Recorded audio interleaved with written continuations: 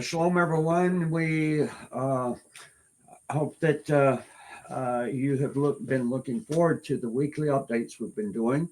First-hand news, of course, Gilla Treibich. Many of you know Gilla from many trips to Israel, visits out at God's Learning Channel, and of course, Roy Shaposhnik. And so we have some big news to talk about today. There's been hostage release and quite some events with that and upcoming things. We'll be discussing the other situations and a situation with Hezbollah in Lebanon. And Roy, you'll give us an update on the brigade and the activities there. All right. So why don't we talk about the hostage release and what all's going there? And I think that we have a video of that. Roy, you want to tell us something about it? So hi, Shalom Joe, Shalom Gilla, hi everybody. Good to be here once again. So today we have managed to receive 8 hostages, 5 Thai workers that worked in the kibbutzim and kidnapped on the 7th of October, and 3 more hostages, 2 women. One is a soldier from the intelligence unit, the other one is a member of the kibbutz, and of course, 81 years old, member of kibbutz Nir Oz. That's actually concluding another let's say, a positive transaction that has been made between Hamas and Israel. However, today, unlike the previous sessions, it was very near to go into a massive chaos and even a lynch in the people that were released. I believe that personally, the reason that it happened is mainly because Hezbollah is trying to Hamas. Is trying to put more pressure and to show that it's all a kind of a show, if you ask me personally. They're trying to present that the crowd or the people are really angry, and when they just move back from south up to the north. So this time, one of the major places that this transaction took place was actually in the heart of Jabalia. I think that it's a massive chaos to all sides, because Israel has announced that they are delaying the release of the prisoners from Israel in 4 hours, and more than that, they have approached to the negotiator, which is United States, Qatar, and Egypt, and announcing to them that they will not accept another chaos in the next transaction that needs to happen this coming Saturday. All right. Right. And maybe, Joe, let me just say one thing. Hi, everybody. I'm Gilla, your friendly guide from Israel. I hope I can guide you again. Actually, good news, because Delta started flying again. The first airline that's renewed flights to Israel, so that's very good.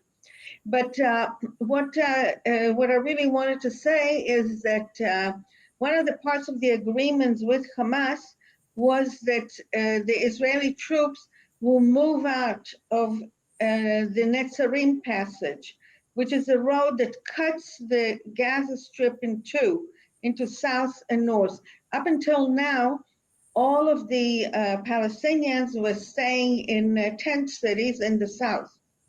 And one of the events was that they were allowed to go to the north. That happened about 3 or 4 days ago. the crazy thing is that once they came to the north and saw the destruction, many of them started moving back to the south. And no one was ready. No one was ready for that, but they want to go back to the area where they have some provisions, they have some shelter, they have some place to go to, because the north is like rubble. The whole place is complete rubble. Which, by the way, shows very serious challenges that Hamas has, because Hamas is trying to create a kind of a victory scene, mainly around the fact that Israel is withdrawing from Gaza, and the people are coming back. We are witnessing for a lot of people, specifically the women and the elderly people, that are actually accusing Hamas for deliberately causing for this destructor, as Gilla mentioned. And that is something that Hamas is now trying very hard to prevent. All of a sudden, you can see that there is a police and law enforcement controlled by the Hamas trying to make a kind of a law and order, but people are refusing to listen to them because they are saying, how can you place any kind of law and order when you have this destruction? Hamas is struggling.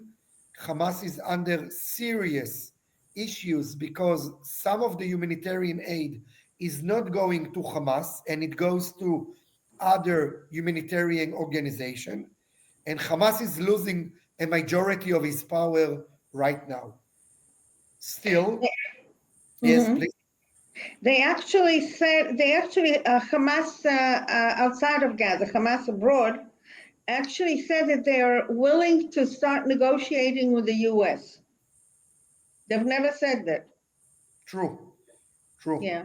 And more than that, all of a sudden, they have allowed to the Palestinian Authority, which is their biggest, let's say, internal competitor, if I may say so like that, they have announced that they are allowing the Palestinian Authority to gain control on the Rafah cross border between Gaza and Egypt. Those are massive indicators that are showing that Hamas is in a kind of, let's say, on a meltdown.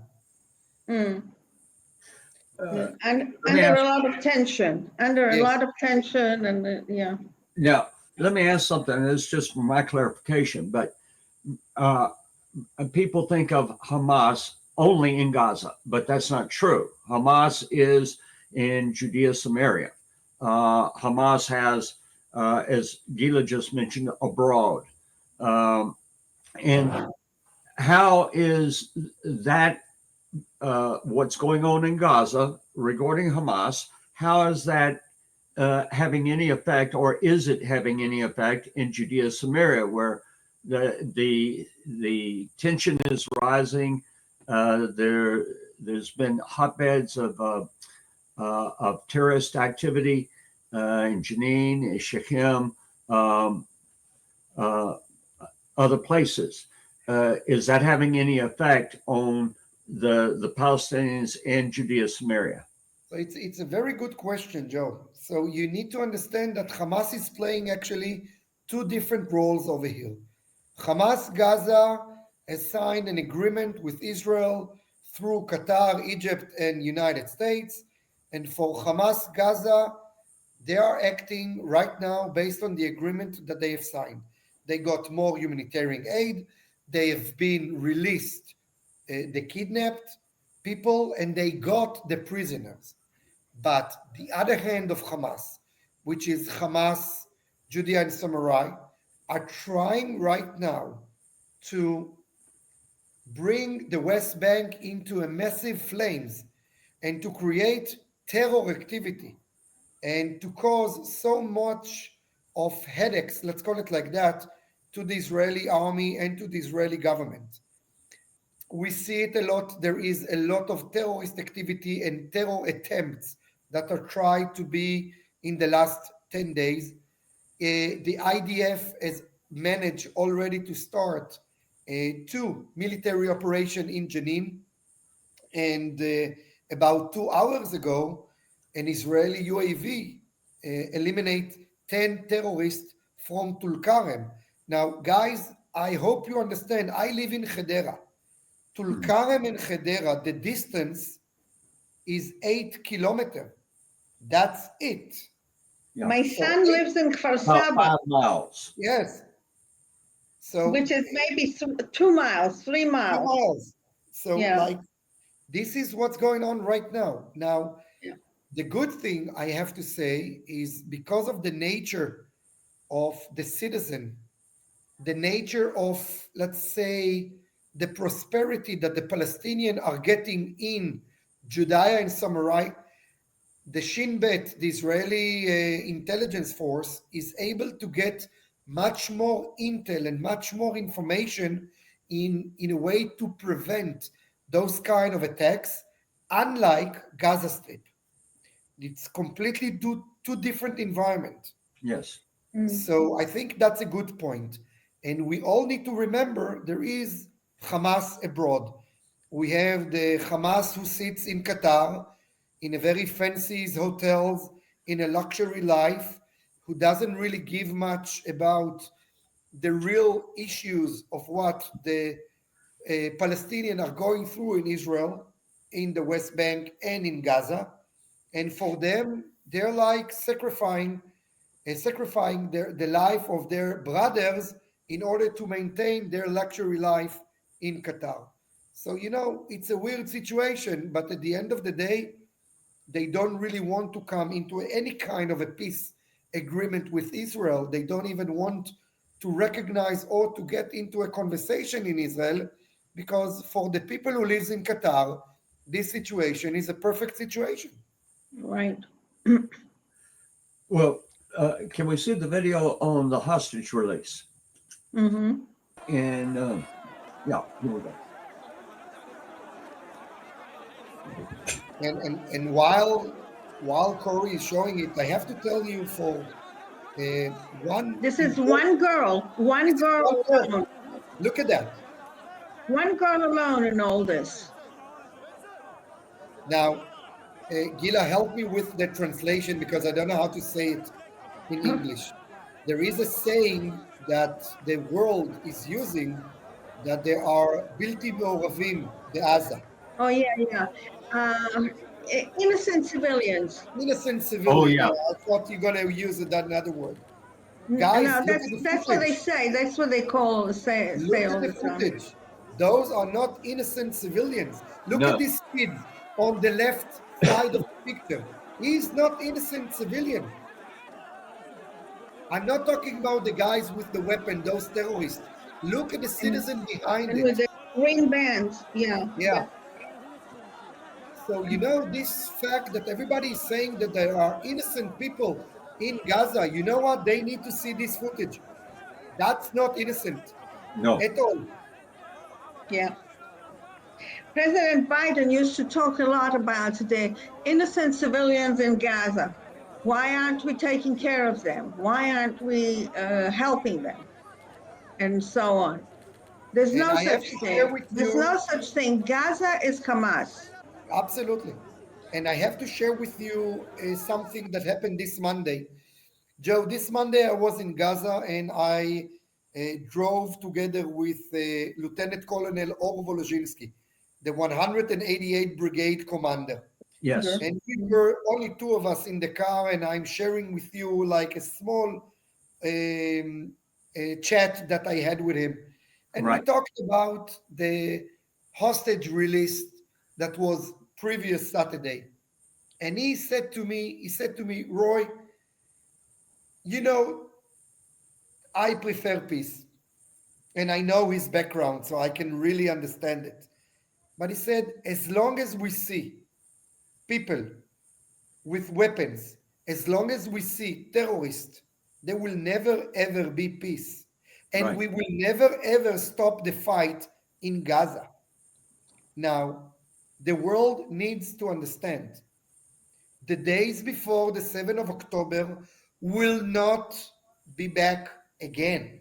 Right. Either you will demoralize the area and insert foreign troops, such as you have today in Kosovo and Bosnia and Herzegovina, and Serbia, sorry, when you have the Italian, the Americans, and other troops. UN. I think Yes, UN troops, no? and they Yeah. are not UN, Gila. That's the Oh, point. they're not. They're They special are not forces. UN. They are Oh, NATO, okay. Okay.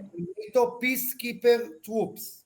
Okay. Okay. And you don't want the UN. We see what happens with the UN. No, I know. I know. And guys, this is the real situation.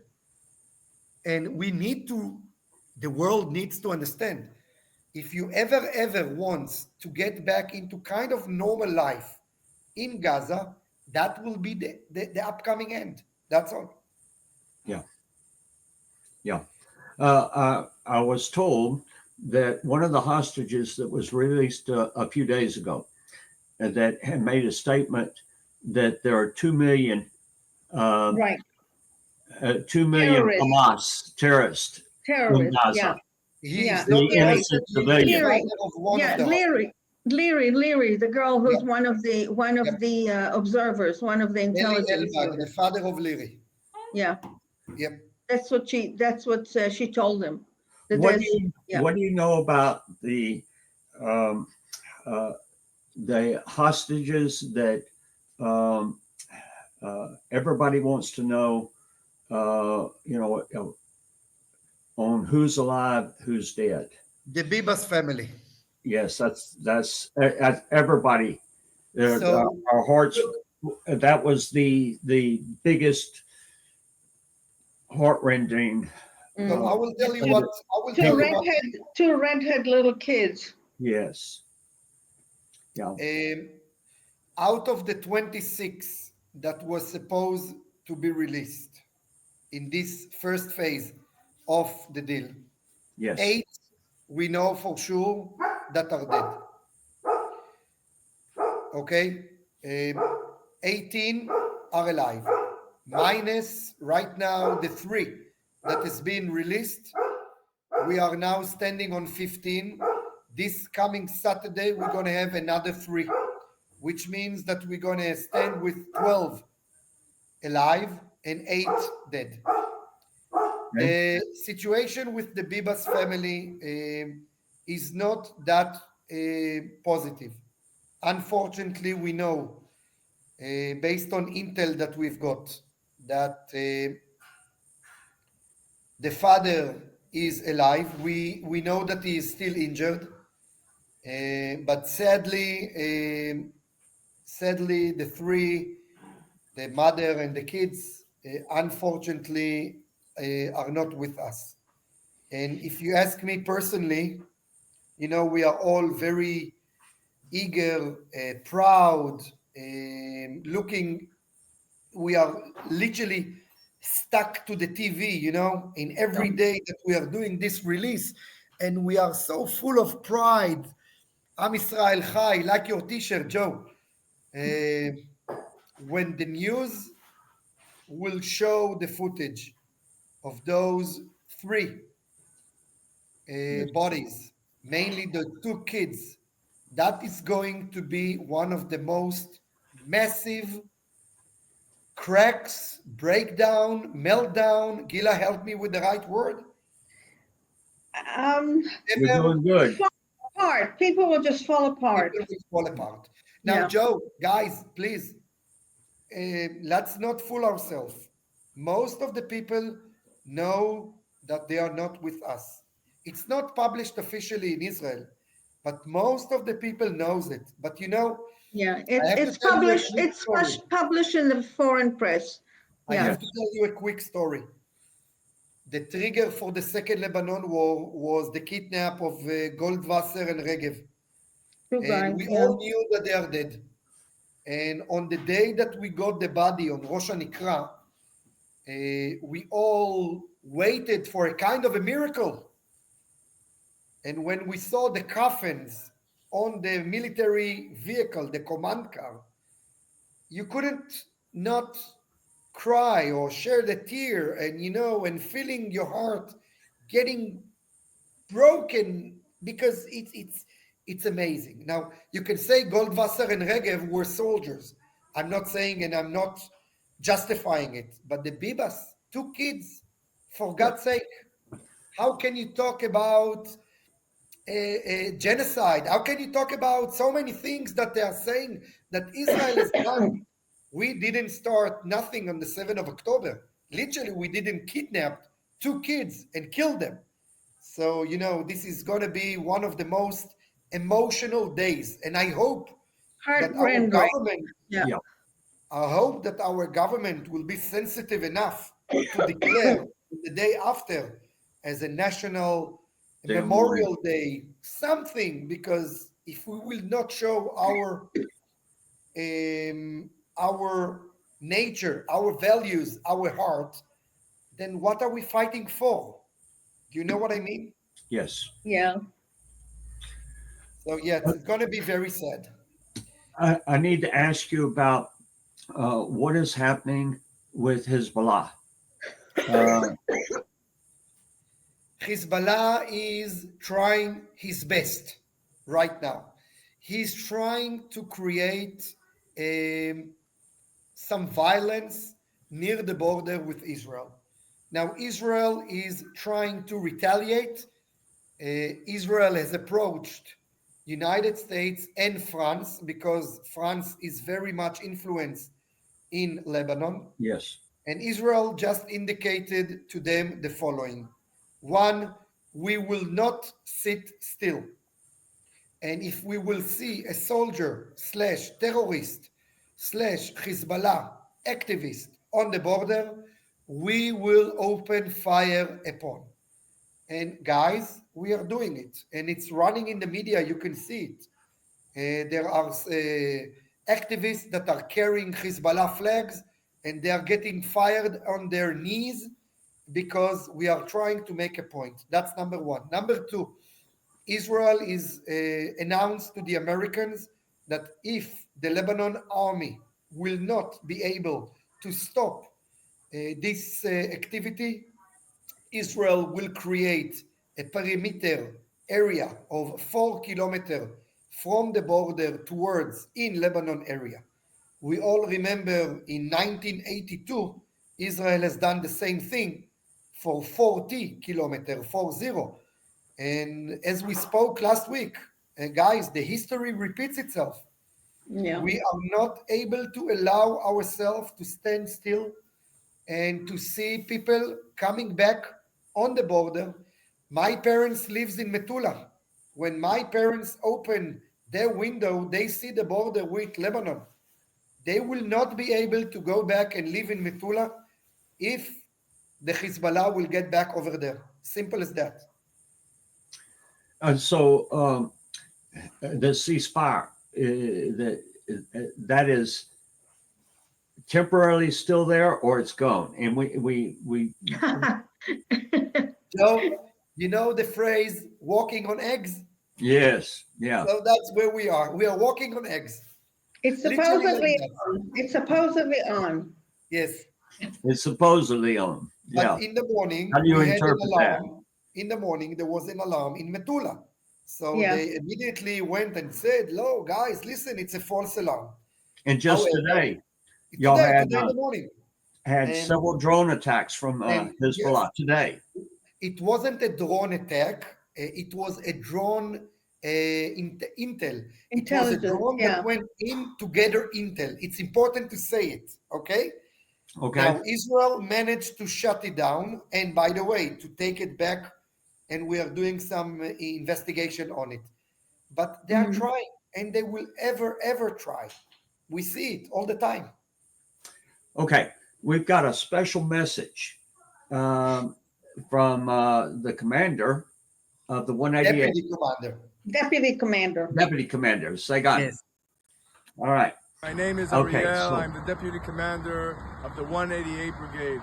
To the viewers of GLC, I want to say thank you very much for your support, for your help in this previous year of combat and protecting the people of Israel. Your support gives us a lot, and we cherish it very much. I hope to see you soon. Thank you very much, and goodbye. Wow, that was great. So That this was great. is an amazing Ari. We call him Ariel, but Ari. By the way, he was born and raised in Boston. Um, great, great guy, and he is the deputy commander of our unit. And Brigade, yeah. I have to just say one last sentence from my side. I don't know if I ever said it enough, but you guys, your support to us is amazing, and thank you for that. And we really appreciate it. And Let me we need you to be with us. let me ask you how. We've been working to raise the money to outfit the reserve soldiers for the 188. Mhm. How is that coming? Um, I, I know how much money we've sent over and everything, but we've got a ways to go, don't we? Yes, we Yes. still need your support. We had the target and a goal to reach, and we are getting there thanks to you guys, but we still need your support. And please, even though right now we are in a kind of a ceasefire, now it's the time to get rearmed, to get all the gear, to get everything in place. Yeah. We need your help, You please. you can see from the videos we just watched today, Yep. it's the fighting's still continuing, and it's going to Mhm. continue. We've got to be ready. If you want to help with this, you can go to the little icon on the top, scan that. It'll take you directly to JerusalemTempleStudy.com David Fund. And you can go there. You can make a one-time donation. You can make a continuing donation, but every bit of it goes directly to the brigade. And we need everybody. If everybody would just give a little, and we certainly appreciate those that can give more, but it's needed, and it's our chance to be able to stand with Israel, stand with the soldiers, stand with the hostages, and have a Mhm. voice. Okay. All right. Any last words? Well, it's just so heartwarming and so wonderful. You see how much protest is against Israel all over the place. You see how much hostility there is against Israel, and to know that you're with us is more than precious. It's just really heartwarming and gives us a feeling that we're not alone in the world. Yeah. Yeah. As I say every week, I just want to say Toda Rabah. All right. Knowing that you are there behind us, it's a big, big, big game changer for us. Toda Rabah. Thank you, Thank everyone. you. We'll Thank see you you. next week. Thank you.